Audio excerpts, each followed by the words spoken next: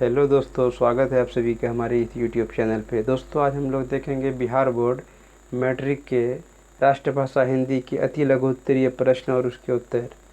दोस्तों, आइए ज़्यादा बात ना करते हुए शुरू करते हैं आज का ये वीडियो। तो सबसे पहला प्रश्न है दोस्तों, आर्यभट्ट किस विद्या के क्षेत्र में विख्यात हैं? तो इसका आंसर हो जाएगा, उत्तर हो जाएगा, आर्यभट्ट खगोल विद्या के क्षेत्र में विश्वविख्यात हैं। अगला प्रश्न है, तिब्बत में बौद्ध धर्म का प्रचार प्रसार किसने किया था? तो तिब्बत में बौद्ध धर्म का प्रचार प्रसार जो था, अतीश दीपांकर ने किया था।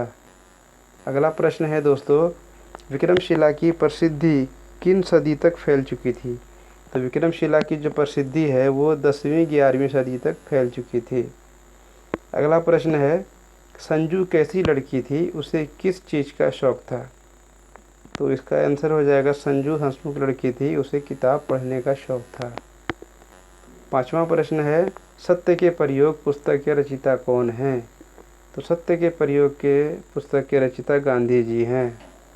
यहाँ पे दोस्तों अगर लिखा हुआ आए अगर यहाँ पे कि माई एक्सपेरिमेंट विथ ट्रूथ, इसके रचयिता कौन है? तो ये भी गांधी जी होगा, क्योंकि माई एक्सपेरिमेंट विथ ट्रूथ का ही हिंदी रूपांतरण सत्य के प्रयोग हैं। पीपल किसकी रचना है? तो पीपल जो है गोपाल सिंह नेपाली जी की रचना है। अगला प्रश्न है दोस्तों, दीनबंधु निराला के लेखक कौन हैं? दीनबंधु निराला के लेखक आचार्य शिवपूजन सहाय हैं। निराला कौन थे? तो उत्तर हो जाएगा, निराला छायावादी कवि थे।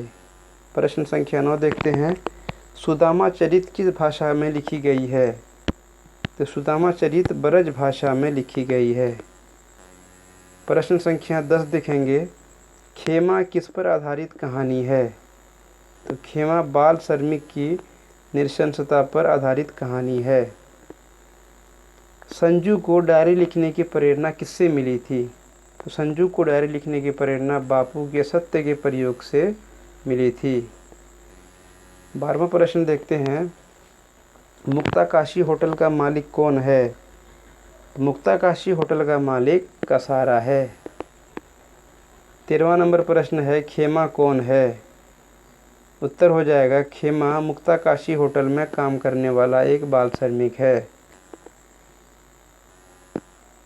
14वां प्रश्न है, ईदगाह कहानी किस पर आधारित है? तो ईदगाह कहानी जो है ये बाल मनोविज्ञान पर आधारित है। 15वां प्रश्न है, मुक्ताकाशी होटल का मालिक कौन और कैसा था? मुक्ताकाशी होटल का मालिक कसारा था, कसारा संवेदनहीन था। 16वां प्रश्न है, खुशबू रचते हाथ किसकी रचना है? जो खुशबू रचते हाथ हैं ये किसकी रचना है? तो ये खुशबू रचते हाथ हैं, ये अरुण कमल सिंह जी की रचना है। अगला प्रश्न है दोस्तों, खुशबू रचते हाथ कैसी परिस्थितियों में रह रहे हैं अभी? तो खुशबू रचते हाथ जो हैं वो गंदी नालियों और गंदे की ढेर में रह रहे हैं। पद्मा कौन थी? तो पद्मा कलिंग की राजकुमारी थी दोस्तों। अगला प्रश्न है 19वां नंबर, हिरण शावक को लेखक क्या कहकर सांत्वना देते हैं? तो उत्तर हो जाएगा, हिरण के शावक को लेखक कहता है कि तुम्हारी माँ अवश्य मिलेगी, अब तुम सो जाओ। 20वां प्रश्न है दोस्तों, अशोक कलिंग पर क्यों आक्रमण किया? तो अशोक कलिंग पर विजय हासिल करने उसे अपने राज्य में मिलाना चाहता था। अशोक और कलिंग के बीच कितने दिनों से युद्ध जारी था?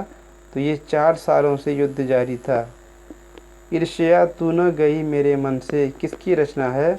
तो ये जो है तू न गई मेरे मन से रामधारी सिंह दिनकर जी की रचना है। ईर्ष्या का क्या काम है? तो ईर्ष्या का काम है जलाना। ईद के दिन अमीना क्यों उदास थी? तो ईद के दिन अमीना इसलिए उदास थी कि चारों ओर खुशियाँ ही थी, लेकिन उसके घर में अनाज का एक दाना भी नहीं था। 25वां प्रश्न है, बच्चे की दुआ क्या है?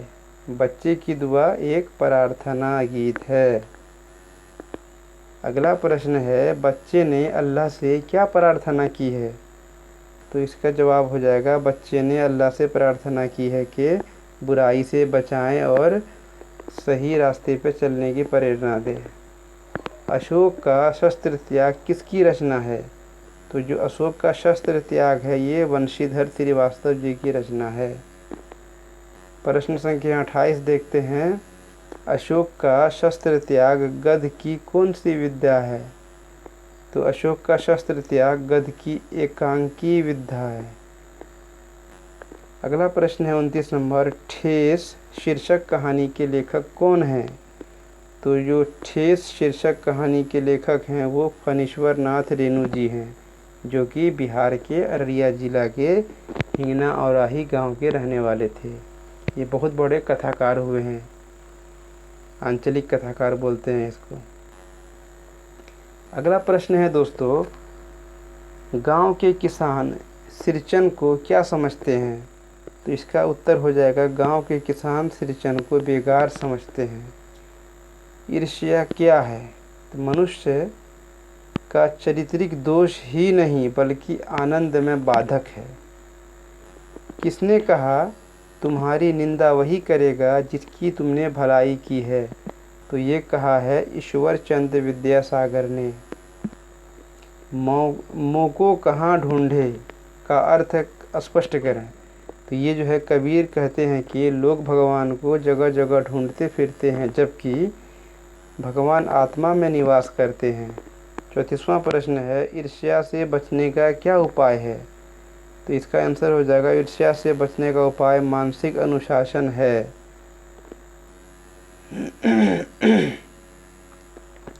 अगला प्रश्न है दोस्तों, कबीर दास किस काल के कवि हैं? तो कबीर दास भक्ति काल के कवि थे। कर्पूरी ठाकुर कौन थे? तो कर्पूरी ठाकुर जो थे वो बिहार के पूर्व मुख्यमंत्री थे। प्रश्न संख्या 37 है खुशबू रचते हाथ से क्या तात्पर्य है? तो खुशबू रचते हाथ से आशय है कि वंचित लोग अपने श्रम से सुगंधित अगरबत्तियों का निर्माण कर रहे हैं।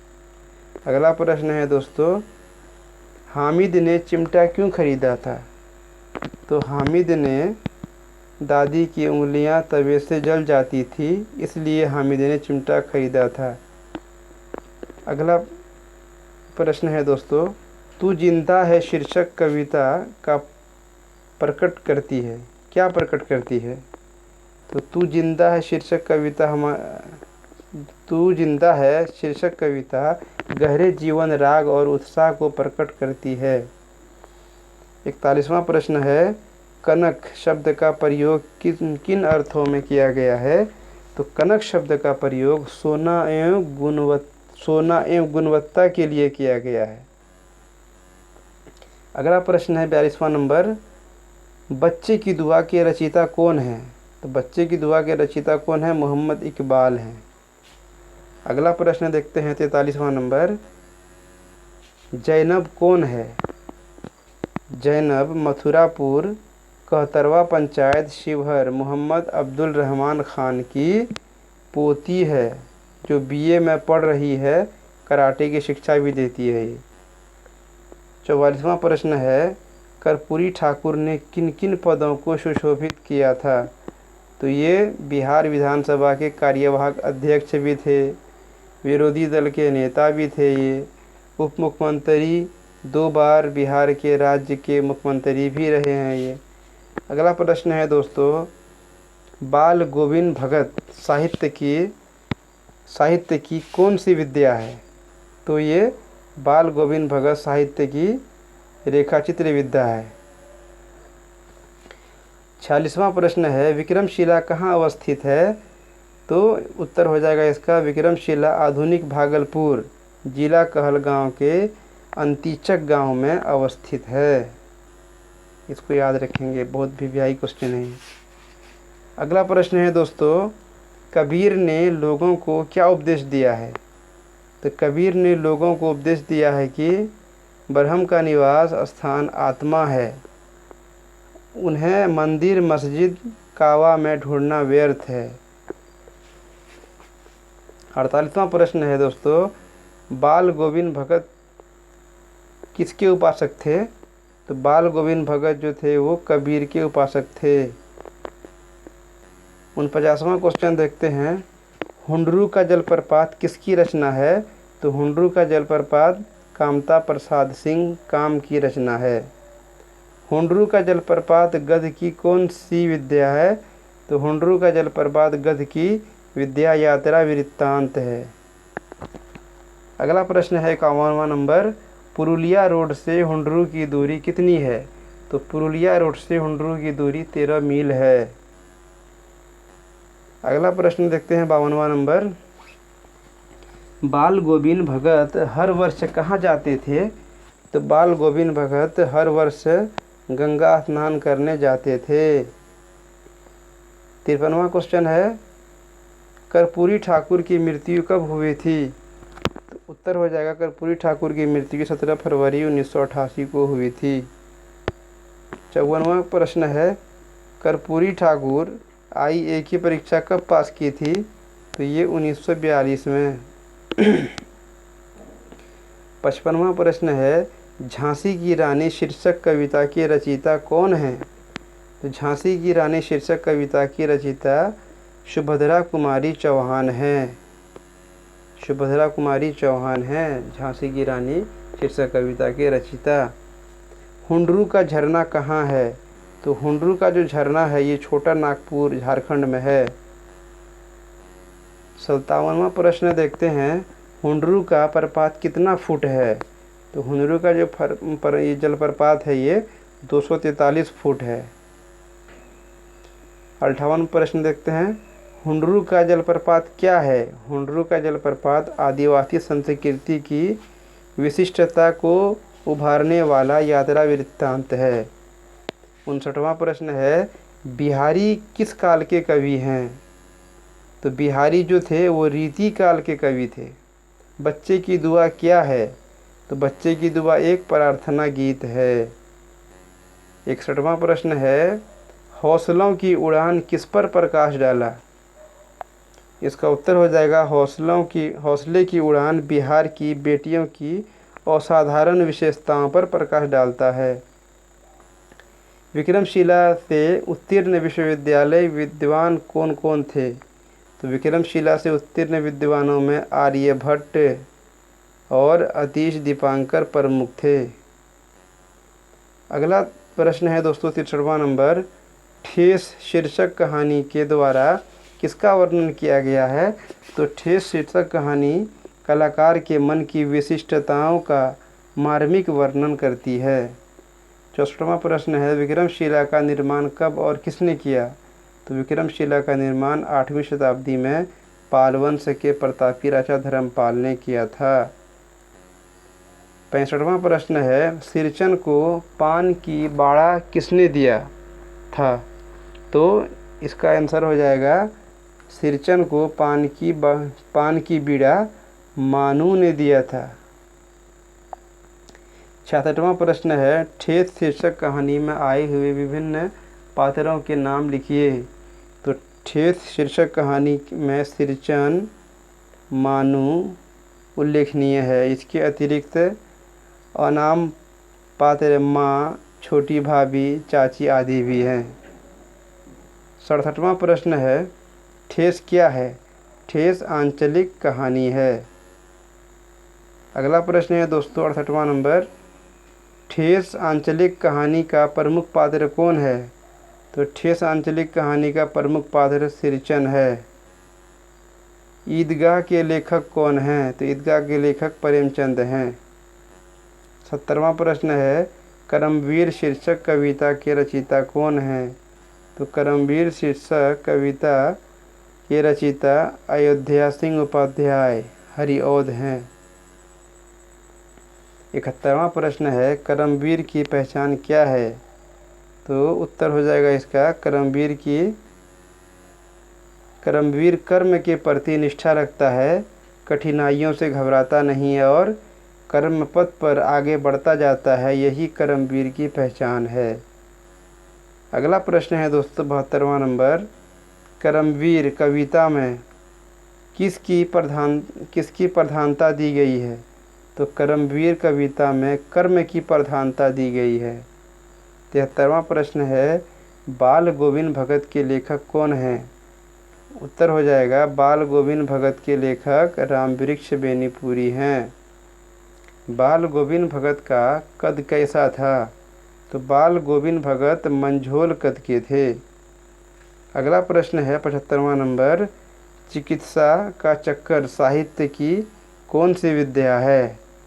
तो चिकित्सा का चक्कर साहित्य की हास्य व्यंग विद्या है। अगला प्रश्न है दोस्तों, चिकित्सा का चक्कर शीर्षक किसकी रचना है? चिकित्सा का चक्कर किस की रचना है? ये जो रचना जो है ये बेढप बनारसी की रचना है। किसकी रचना है? बेढप बनारसी की रचना है। तो ये था दोस्तों इम्पोर्टेंट क्वेश्चन जो कि अति लघु उत्तरीय प्रश्न के थे। तो थैंक यू दोस्तों, आप सभी का धन्यवाद। अगर दोस्तों अभी तक आपने हमारा वीडियो लाइक नहीं किया है तो लाइक कर दें, और अगर चैनल को सब्सक्राइब नहीं किया है तो सब्सक्राइब कर दें, क्योंकि आने वाले समय में हम और भी बिहार बोर्ड के महत्वपूर्ण क्वेश्चन आंसर का जो सेट है वो लाते रहेंगे। धन्यवाद दोस्तों।